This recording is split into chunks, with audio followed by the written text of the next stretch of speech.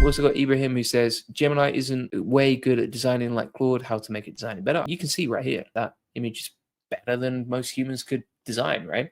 So what we're going to do over here is we're going to go over to Canva, right? So I'm going to sign into Canva here. Then we're going to zoom in and we are on the wrong one. So I'm going to just create a new slide over here. There we go. Boom. Then we'll paste this in. So this is our new thumbnail that was generated with the tool we just built. There we go. Beautiful. Absolutely fantabulous, isn't it? And then we're going to download that JPEG, high quality dad. Just download the current page. And boom, shakalaka, we just created a custom thumbnail in like one click, right? And so this is way, way, way better at designing than anything else I can see. Bear in mind, like Claude, it can't even generate images, as far as I'm aware. Maybe it can now, but last time I checked, it can't. You know, I could be wrong with that. So we're going to go over to the live stream now, and we'll just plug in that thumbnail that we generated live on the free tool that we built for you, that a lot of people would pay good money for, right? So for example, here, we're going to go to upload thumbnail. We'll grab the image that we just got, wait for that to load, and now we've uploaded the thumbnail. So easy, isn't it? So we've got the thumbnail there. That's looking nice, title, etc. Pretty easy and simple. And we just automated it using this tool right here. Now, how do you use this tool? How do I share it with you? Well, if we go to share app in the top, right? So we're going to click on share. We're going to publish that like so. Then we're going to copy it. And now you've got a free thumbnail image generator.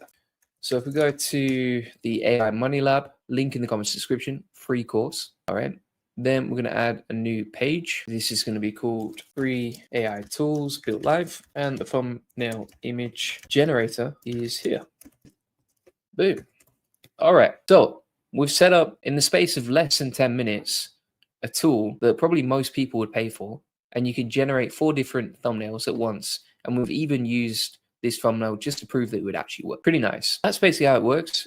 Chris says, would you recommend to do keyword research using Perplexity instead of SEMrush or Ahrefs? I wouldn't, simply because Perplexity is not as accurate as using the data from Ahrefs, right? So when you're using Ahrefs, the data is way more accurate because they've invested a lot of money into creating a really good tool, right? And scraping all the data.